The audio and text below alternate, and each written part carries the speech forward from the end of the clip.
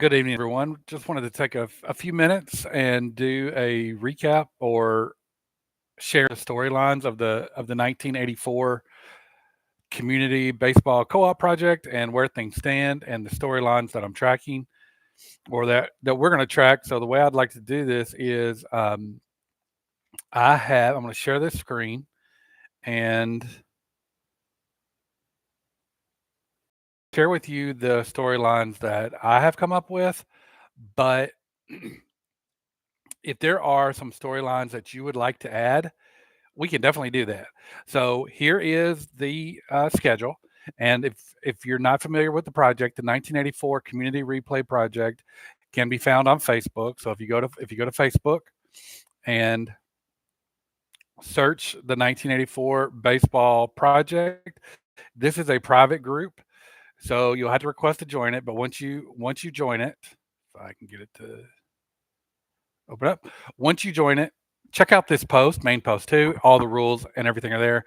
Not going to get into all of that, but that is the project kind of headquarters where everything is.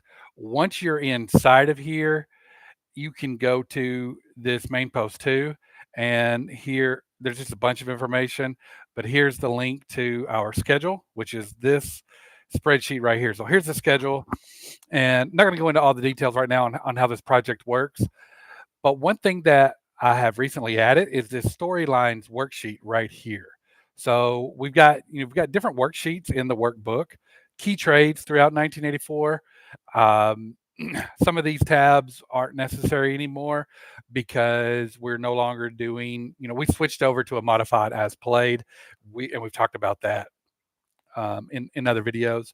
But this storylines tab, I think it's pretty fun. So these are different storylines that I would like to follow as we play through. So I'm gonna share with you what those are, and we'll just look together at an update for them. I've divided them into a few categories. So we have um, this was supposed to be these are the historical playoff teams, and this first category historical division winners. So you can see Detroit won the AL East, San Diego won the NL West, Kansas City won the AL West, and the Cubs won the NL West. And just going to kind of track these along the way. And the other kind of developed storylines are the Toronto Blue Jays. They are competing for the AL East title. They're actually leading it right now, so we'll talk about that. The Yankees, they're also competing for the AL East title. The Expos are competing in the NL East.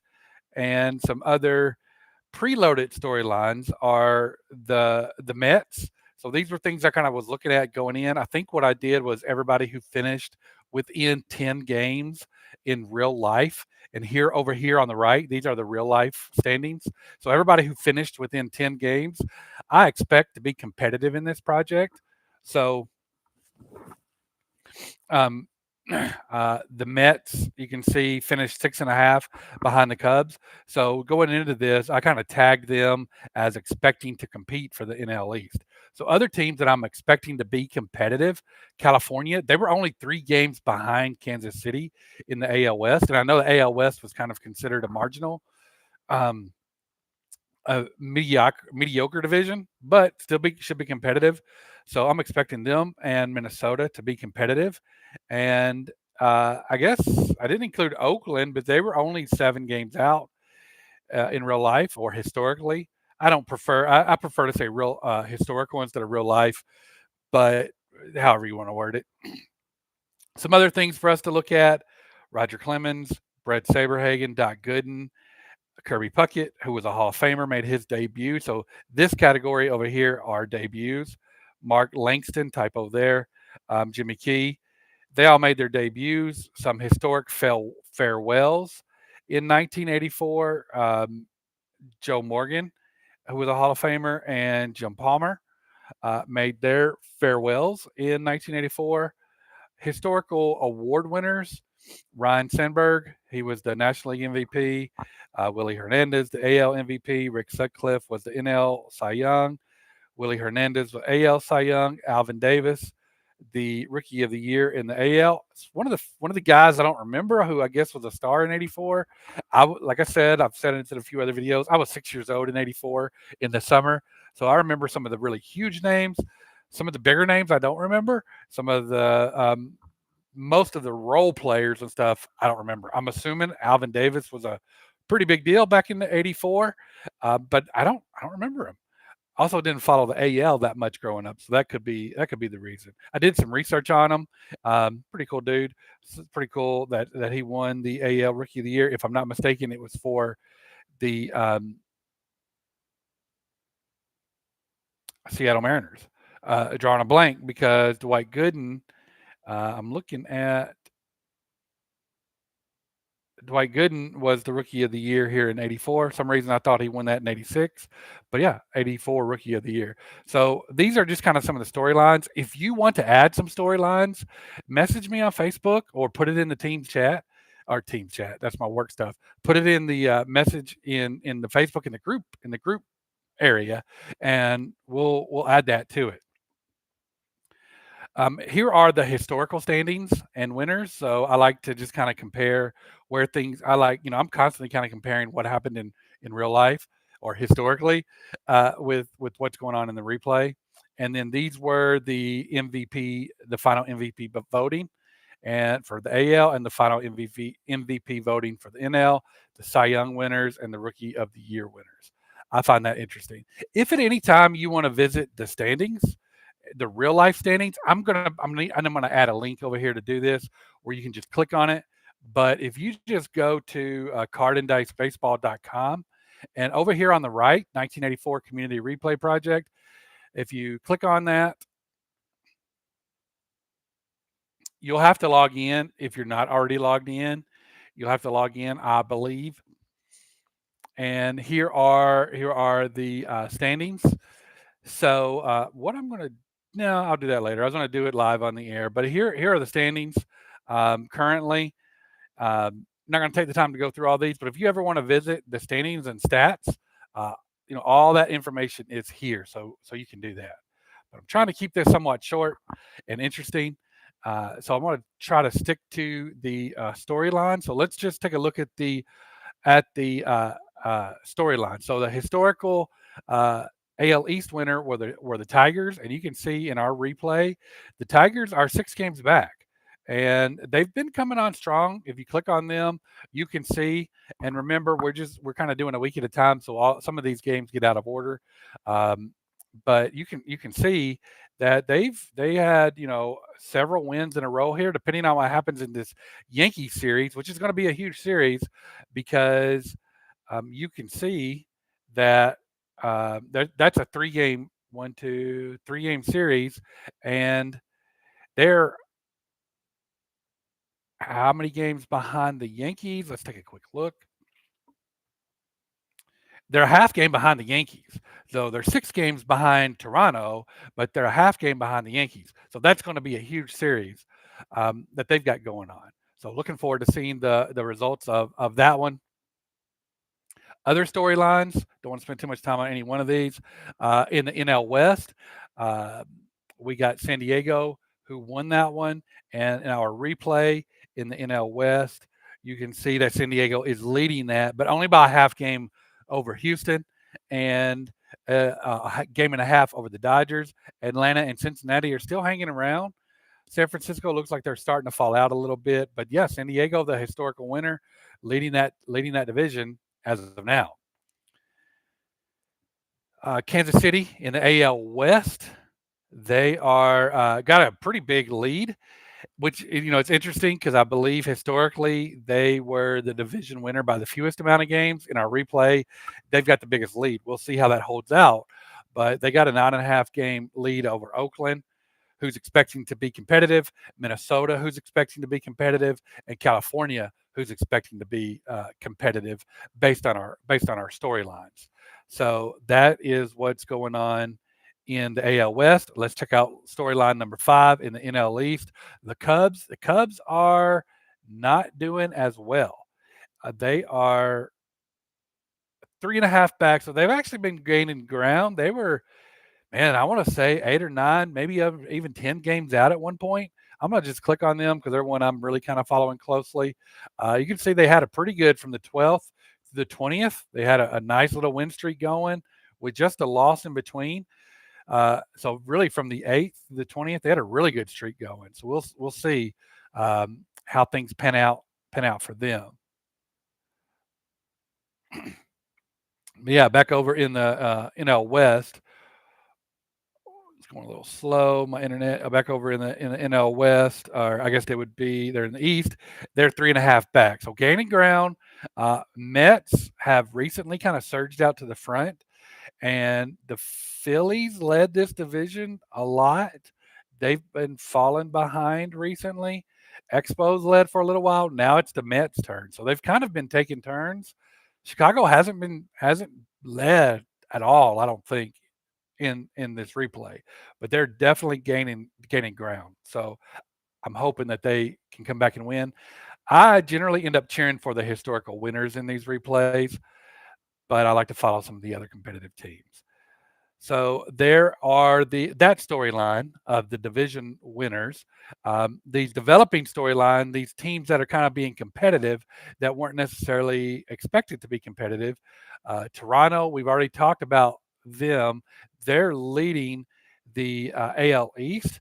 They got out to an extremely hot start and are 5.5 up over the Yankees and 6 over the Tigers. But yeah, they're the Tigers of this replay. I mean, look at their start from April 4th through the month of April. Look at all of these wins here. So um, coming back down to life, it looks like they've lost you know 8 out of their last 9 or something like that. So that is something to watch to see if they can hold on and win there in that storyline, and that is a developed storyline. The Yankees, we've talked about them. That storyline kind of developed. Expos, they're hanging tight in the NL East. We've already talked about the Mets being expecting to be competitive. California and Minnesota, we haven't mentioned them too much, so let's take a quick look at California and Minnesota, who are expected to be competitive in the West. And you can see California is 13 games out, Minnesota's 10 games out. So something for us to keep an eye on. They finished, 3 games out, respectively, 3 games out each of Kansas City. So that's interesting to keep an eye on. But we do expect them to be competitive before it's over. Let's take a look at Clemens. He was 21 years old. Probably not gonna go through all of these storylines because I want to keep this short. But Clemens, I'm assuming pitched for Boston, right? And if we go into Clemens and take a quick look at his stats. So 8 games, 1 complete game, 2 and 4, 55 innings pitched. Um, 46 strikeouts, 8 walks, not bad. 3.11 ERA. So that's what's going on with Clemens. And let's check out Doc Gooden. I know we've had a lot of good Doc Gooden fans. So it looks like he made his debut in April 7th. I know I think he is a strikeouts leader. So let's check out what he's got going on for the Mets.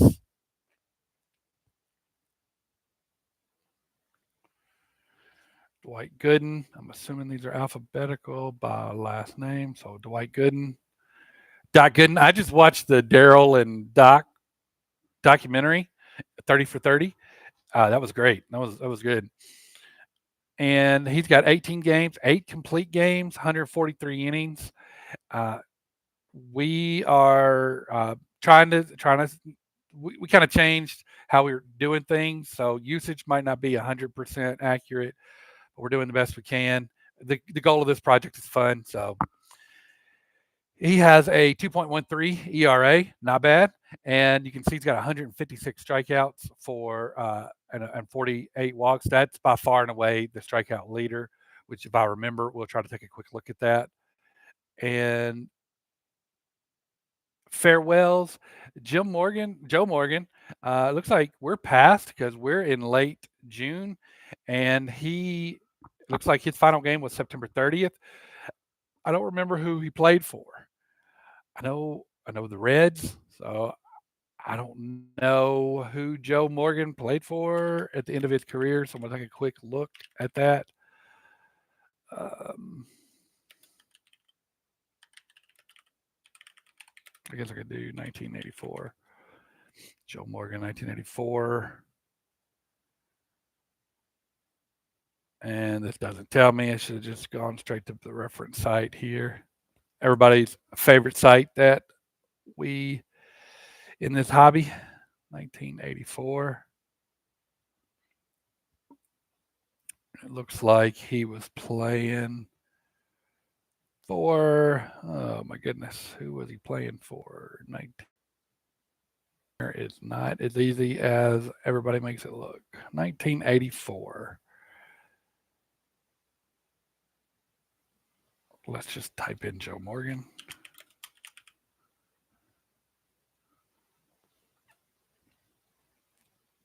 Here we go. Oakland. Wow, interesting. Oakland. I would have never guessed that. So Oakland, let's see how he did for Oakland in his farewell tour. Looks like actually no, September 30th. We're not past that. So isn't that what the storyline said? His last game, Joe Morgan, September 30th. Maybe it's Jim Palmer I was thinking of that we'd be past. So we'll check him next. Oakland. So if you pick Oakland to play, something to watch out for. Joe Morgan, how is Joe doing? 242 batting average, 5 home runs, 3 stolen bases. So, I guess typical last year, nothing great. And the other is Jim Palmer. And I don't know who he finished his career with. So let's go back to Baseball Reference and check that out.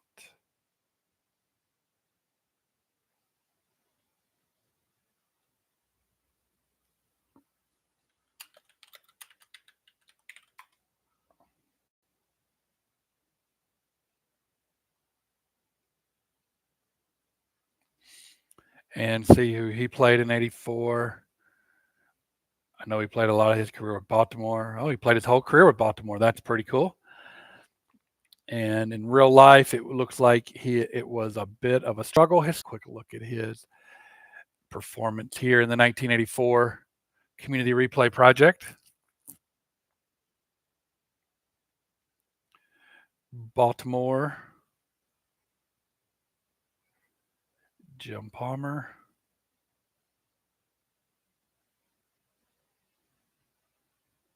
There he is. And no games played. So maybe we'll try to pick up a game or two. Even though we're doing as played, it's modified as played. So if you're playing a game and your specific game doesn't card the pitcher for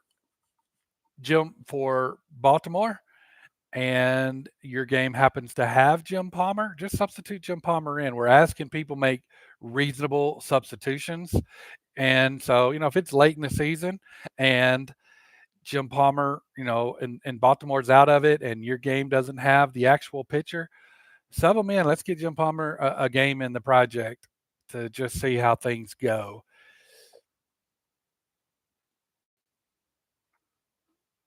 Award winners, Ryne Sandberg. We'll go through these real quick, just see for how Ryne Sandberg is doing.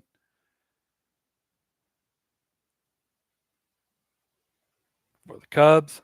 It's one of the first players I remember. I remember him being like the first player to get paid $6 million a year. I remember having the Sports Illustrated magazine, and they called him the $6 million man. I think I'm remembering all these details right, and I just thought that was pretty cool. And now, that's nothing for a salary in MLB.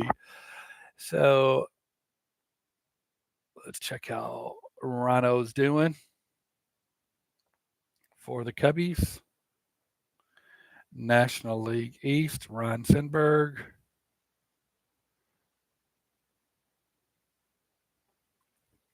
Seven home runs, 16 doubles. Looks like a 463 slugging, 283 average, 22 stolen bases. So pretty good season there for Rhino. And let's check our next guy that we want to check on, Willie Hernandez. He was another guy that I didn't know. I know, I've researched him since, but I know he had a great season in '84.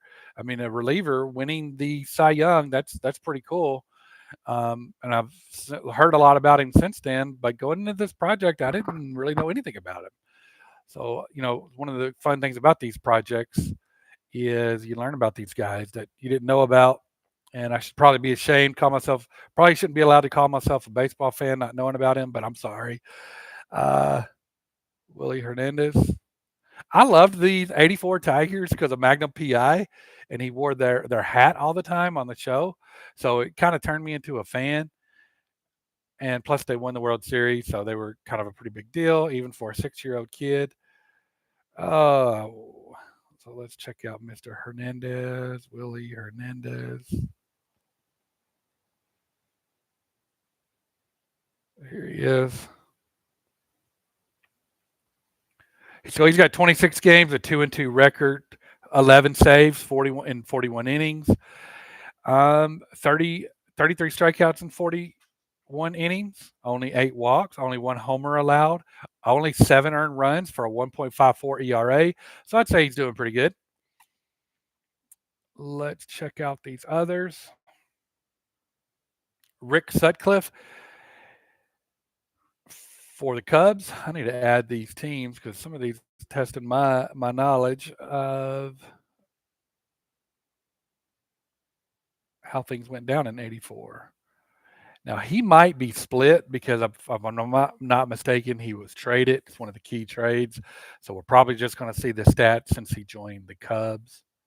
And again, we didn't start off as played, so some of these dates might be off. But yeah, you can see Rick Sutcliffe played for the Indians and the Cubs. Let's look at his Cubs record here. Oh, cool! It does show both, so that's pretty cool. So his total in the project: 11 games, 1 complete game, 1 shutout, 5-3. I think what most of us care about is how he did with the Cubs, and he's not doing great with the Cubs. He did pretty good with the Indians, actually.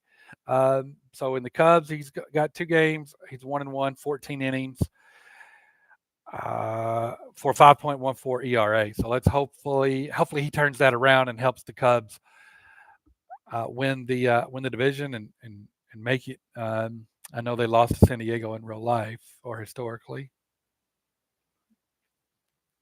We already looked at Willie Hernandez. It looks like I got the AL Cy Young here. Oh, he was the MVP and the Cy Young winner. So that's pretty cool. Rookie of the Year, Alvin Davis for Seattle. We'll check him out. I believe he was Seattle. Any Alvin Davis fans out there? Let me know. Sorry if I'm not giving him his due justice. But Alvin Davis hitting 268, 12 home runs. I believe Bruno Bernowski from Minnesota is leading with 26. So a 468 slugging, 364 on base. So pretty good rookie season here for Alvin Davis. And we've already looked at Dwight Gooden because he made historic debut. Oh, I think I skipped over Kirby Puckett. I do want to check that one out. I really liked Kirby Puckett, and I do remember him. So Minnesota. Let's see how Mr. Kirby Puckett is doing for Minnesota. 57 games. He's got a 314 batting average, 352 on base, 381 slugging, 6 stolen bases, no homers. I remember him hitting a crucial home run in the World Series against the Braves. I was a Braves fan in '91. I don't remember if he was a home run hitter or not, especially probably early on. I know some of the guys had to grow into their power. So those are kind of the key storylines. I'm going to do one more thing before we get off. Is we've looked at we looked at the division leaders. Let's look at. We looked at the standings. Let's take a quick peruse through the leaders. So we got Tony Gwynn leading, and Steve Garvey. So no wonder San Diego is doing pretty good with those 2 guys. Cal Ripken having a Cal Ripken year. Lou Whitaker, Dave Winfield. Runs, the usual suspects. And of course, hits, Tony Gwynn's going to be up there. RBI. So Bruno, Tom Bernowski is leading in RBIs and in homers with 26 homers. Don Slott's leading in doubles. Dave Collins for Toronto has 13 triples. Ryan Sandberg with 9. Ricky Henderson, 55 stolen bases. It's to be expected. Alan Wiggins and Tim Raines looking like the usual suspects. I didn't realize Tony Gwynn was such a base stealing threat early in his career.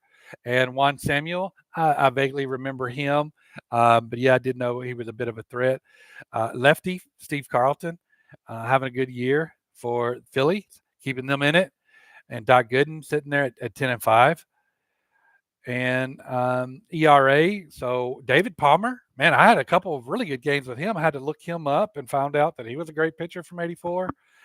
So he's challenging for the ERA lead.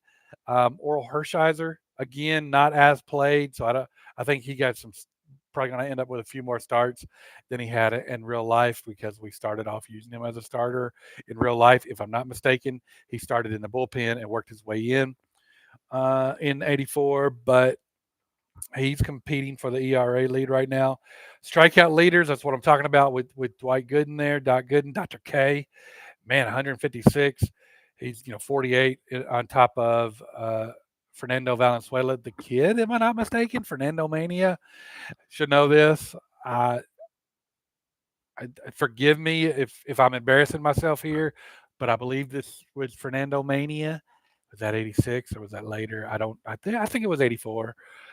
So he's got, might need to add that to the storylines because he'll be interesting to follow. And Quisenberry leading with saves to be expected, and Lee Smith for Chicago. So I'm going to end sharing there. And yeah, so that is 30 going on 30 minutes. I'm gonna stop there. I hope you guys enjoy this. I hope some people watch it. That's what we got going on in the 1984 Community Replay Project. If you're not in the project, or you have just kind of been lurking and would like to join in. It's a lot of fun. It is low pressure.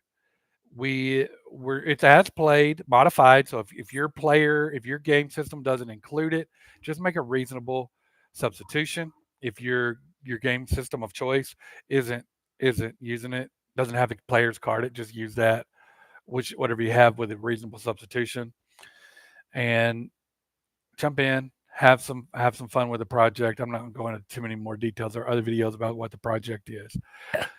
With that, I hope you guys enjoy your evening, and I'll try to do a few more of these as time goes by. Have a good one. Bye.